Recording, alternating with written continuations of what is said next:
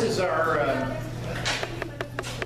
I've been in here before, but I'd like to introduce very quickly Major Moat, who is he's the keeper of the house.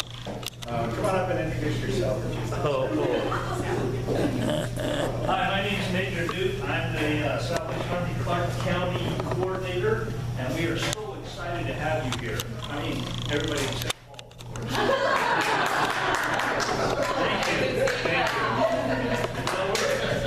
Paul. Thank you. I have encouraged people in the past, and will continue to if you like. Maybe bring a can of food or something. Are you running a food bank? Oh yeah, we have a food bank. It's about 6.5 miles on the other side. One of the great things that we're doing, and I just got some tremendous news, we're in the midst of a capital campaign, and we have 4.5 acres here. Part of it's going to be our new food bank. We're going to move our food bank and our warehouse, our caseworkers, so that we'll have one presentation to the whole county. They won't have to split services and police gas coming here and trying to figure out where we are. So we're really excited about that. So, And we have the one retail outlet in town? we do, 117th Avenue. And on 4th Avenue. So by all means, come and have lunch. Say that for me. Our speaker today is Dave Sandford of DCS Solutions.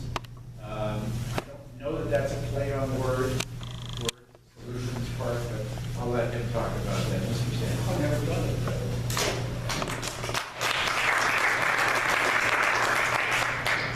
Thank you, everybody. I'm not used to talking in large groups, so I might stumble on my words a little bit, might stutter a little bit, but please forgive me. But they always said that you need to start out any presentation with a joke.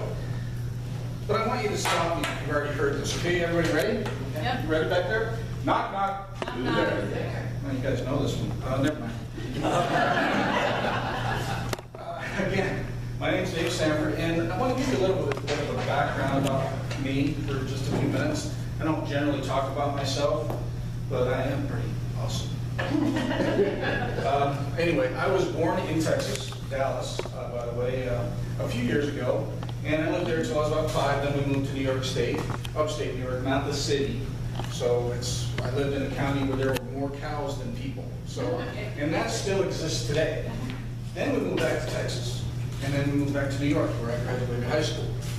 And so I moved around a little bit as a kid. And it was kind of fun, but it kind of stung too, because you develop friendships and relationships with people over the years. And it kind of goes away. So you always have to reintroduce yourself and do what we all do on a regular basis, which is create relationships so that we don't get beat up and thrown in the locker, right? So when I got out of high school, I went to school in Oklahoma State University. And on my mind, and throughout high school, because I'm from Texas, you had two choices. Well, you had two requirements to be from Texas. One is you had to believe in God, which I do, and the other is you had to play football, which I did. Everything else didn't matter. You had to do those two things. So throughout my whole childhood, high school, all that, it was football, football, football.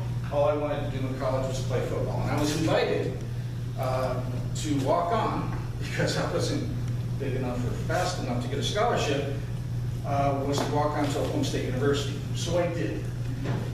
And I was told, Dave, you're too small. Can't do it. Well, I'm kind of, remember, from Texas. Anybody know anybody from Texas? All right, you know how we are, right? Stubborn. And I just needed to prove this guy wrong. He happened to be my football coach from high school. And so, yeah, I went on. I walked on, and I was on the first team, freshman team. Back then, as a freshman, you couldn't play varsity, which was kind of cool because those guys were big. They were really big. But you got to remember, I'm going to date myself a little bit. 30 years ago, a lineman in the NFL weighed about 260 pounds. I know there's a few of us that do that right now. Well, not really, but close. I was almost as big as a lineman, right? Well, you know, back in the days, those guys were big. Not really, but today they're giant. So let's put this in perspective. I could not do it today, right? But I was fast and I could jump high, and that was really cool. Going throughout the season, I was on the starting team, and then right towards the end of the season, we were in a drill, and my knee got taken out. I was done. The doctor said, well, you can do surgery and have 2 4-inch scars on either side of your knee and get it drained every year for the rest of your life, or you can kind of let it heal. I said, well, I'm out. That was a good time. So anyway, I left school. I joined the Navy in the nuclear power program. Again, one of my teachers from school, you can't make it. Nuclear power, you got to be smart to be in the nuclear power program. I don't think you're smart enough to do it. Well, I did it, and I was in, and it was pretty cool. I was on the submarines, and you might see a picture of me in the submarine here pretty soon. But, oh, in fact, let's do something. This is from my text kit. I forgot I was supposed to do this thing.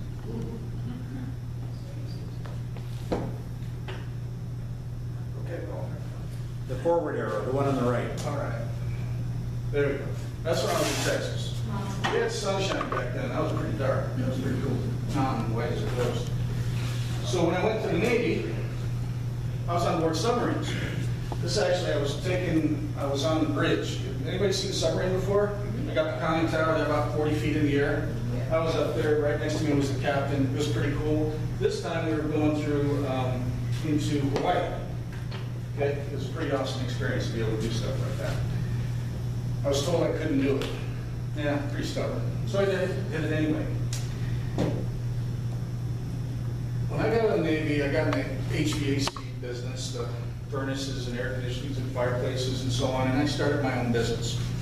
In 1999, I had a pretty successful hot tub and fireplace business. In fact, from the time I started, within 3 years, we had the largest stove and spa business west of Seattle. I was pretty proud of that. But again, I was told, you can't do that. You don't have the money. You don't have the experience. You don't have the training. You don't have the resources to start your own business, Dave. What, are you crazy? Well, I had to do it. There's a common theme throughout my life and throughout most entrepreneurs' life. Motivation. It's a why. Why are you doing the things that you do? Why the why? Before I get too far into this, I need to make sure everybody in the group can participate. Anybody in sales, just raise your hand, keep it up. Anybody in sales, work for yourself, work for somebody else. Dan, raise your hand. Raise your hand. Okay, does anybody own their own home-based business? Dave's stubborn. Anybody own their own home-based business? I think we got it covered, right? Did you guys raise your hand yet? Have you ever had a job? Okay, everybody works. That's very good. Okay, so why the why? Why is it important? I've been asked this so many times, I just kind of get sick of it. Why are you asking me that? And I go and ask somebody else, how are you doing what you're doing? Why the why? What's your motivation? So that really gets to the point is, what is your motivation to do what you do? So I got pretty simple on this. Merriam-Webster, that's a dictionary for all you millennials. That's you open up, you got to flip through pages, right? It defines motivation as the active process of giving someone a reason for doing something. The active process of motivating somebody.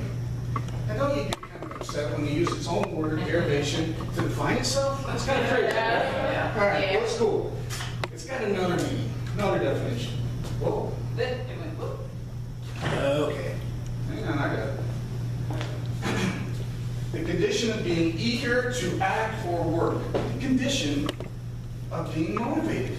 Okay. Twice? Really? It's got to be some kind of awesome thing to be defined twice by yourself. It's kind of crazy. It's important. Motivation is important.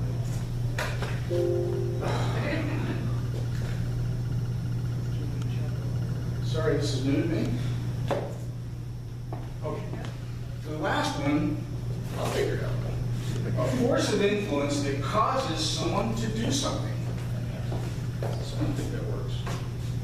Okay, so 3 definitions. I think it diverts my notes every once in a while. Okay. Got it. Got it. What do you do? Okay, I did that. You buy them books, send them to school. All right, come on. All right. So, doesn't matter how we're motivated. Not really. There's two sources of motivation, intrinsic and extrinsic. I'm from Texas, so I had to look that up. What do those two things mean? Intrinsic, extrinsic. Interior self. Extrinsic is exterior or somebody else, right? Everybody get that? Yeah. Perfect. I was the only dumb one in the room. They both work. Motivation is crucial in setting and attaining your goals. Everyone is motivated by something, and that's the explanation of what you do. If we weren't motivated, why would we get up in the morning? Right? We got to do something, whether it's intrinsic or extrinsic. There's an article that I kind of skimmed over because it was really long. The article, differences between extrinsic and intrinsic motivation. Extrinsic motivation, exterior, outside sources. Motivation occurs when we are motivated to perform a behavior or engage in an activity to earn a reward or avoid punishment. Again, from Texas. So when your parents or your grandparents or any adult tells you to do something, you're going to do it or you're going to get a licking. All right, that's punishment. I told you I also grew up in New York. I don't know if you know this or not. New York's kind of a liberal state. So whenever a parent or an adult asks you nicely to do something and you do it, you get a trophy. So just Yeah. all right. Intrinsic motivation involves engaging in a behavior because it is personally rewarding. Essentially rewarding an activity for its own sake, rather than a desire for some reward. What is that? What's that called? Self-motivation, right? Exterior or self-motivation. Is that important? We need both. I think so. If you own, and I did, own a conventional brick and mortar business. I had customers come to my store, I had employees that went out to do stuff.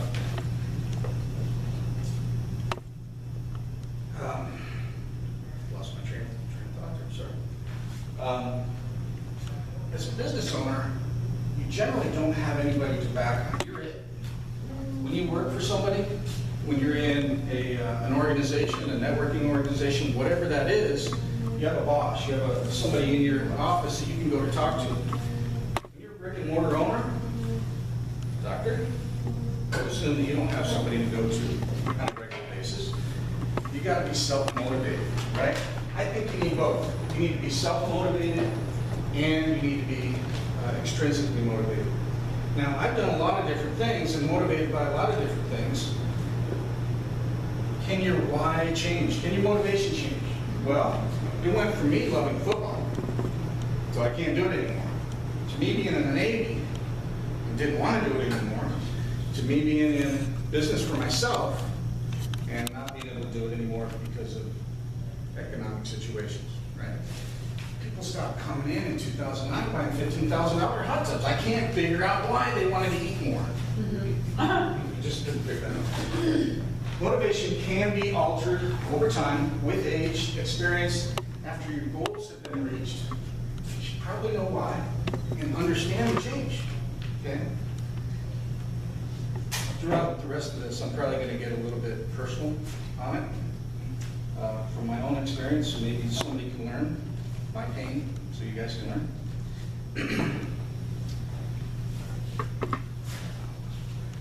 Maybe why change? Where did motivation go? Where did my motivation go? Sometimes newness wears off, or you can plateau, or maybe you can wonder, should I even continue? Sometimes you let, and unwittingly, let things get in the way, get sidetracked. I don't know, there's a good football game on, Final Four, March Madness, NASCAR for all you guys. I'm from Texas, but I don't like NASCAR because I take right turns every once in a while. But the key is, you lose motivation sometimes. So what do? Well, when I shuttered my business in 2009, That was my baby. I started that from nothing with $500, a list of 10 names, and people saying you can't do it. I had to prove them wrong.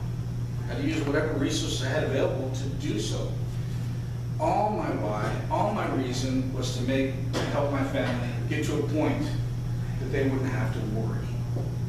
And I also wanted to provide opportunity for other families to feed their families. We had a lot of employees at one time. It was great. But when things happened, I got distracted. I let external sources sidetrack me. And for years, 3, I didn't do anything.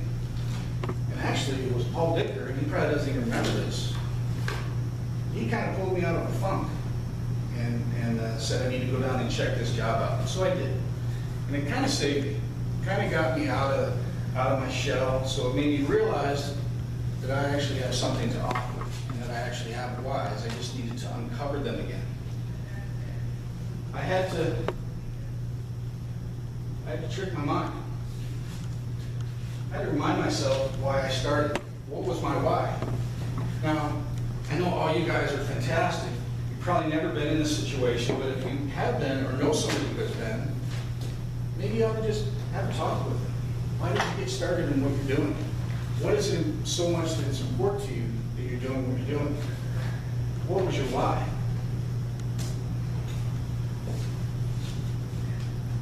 Sometimes, just take a look at your goals, at your dream board. Has anybody ever heard of Eddie George, the football player, played for Ohio State University? I recently watched an interview with him, and he had very specific goals. Played college football, went on to the pros. But one thing he said was every single day he would look at his goals, and he would read them out loud to himself every single day. I haven't done that consistently. Can anybody in here say they have? Probably not. But if we did, we got in the habit of looking at those goals every single day, probably not going to get sidetracked, right? 2-time Heisman Award winner. Well, I didn't want to do any of that stuff. Anybody know what that is? All right, let's go on. All right. I only have a few more minutes, and hopefully I can get through this. So why is your why important? Our reasons are going to likely differ, and I can only speak for myself. Focus. That's where the Eddie George goes to. So I wanted to do something really quick, but I still have a couple minutes. I'm going to skip ahead here. Okay. Think and Grow Rich. Anybody ever read this book? Yes. Know what it's all about? If you haven't, I would suggest you have it. I have one in my car, I have one in my office, I have one on my bedstand, I have one everywhere. I probably have 10 or 15 copies of this. And Napoleon Hill's online too. Fully, well, for us old people, online is So I just want to read a couple excerpts out of this. Now, Think and Grow Rich was written in 1937. That's 80 years ago. So we think it had nothing to do with what we do today, right? All right. So remember, it's 1937, so it's a little sexist, so please forgive me. I didn't write it. Who we are in this race for riches should be encouraged to know that this changed world in which we live is demanding new ideas. This is 80 years ago, right? New literature, new features for television, new ideas for moving pictures. Back of all this demand for newer and better things, there is one quality which one must possess to win, and that is definiteness of purpose, the knowledge of what one wants, and the burning desire to possess it. We who desire to accumulate riches should remember the real leaders of the world always have been men who harnessed and put into practical use the intangible, unseen forces of unborn opportunity, and have converted those forces to skyscrapers, cities, factories, airplanes, automobiles, and every form of convenience that makes life more pleasant. The world is filled with an abundance of opportunity. The dreamers of the past never did. I thought you were raising your hand up. So, is motivation important? Absolutely. Your why is your reason for doing what others will not so that you can have what others cannot. Your why is your motivation for making that next call, that next presentation. why is your definiteness of purpose. This concludes our broadcast.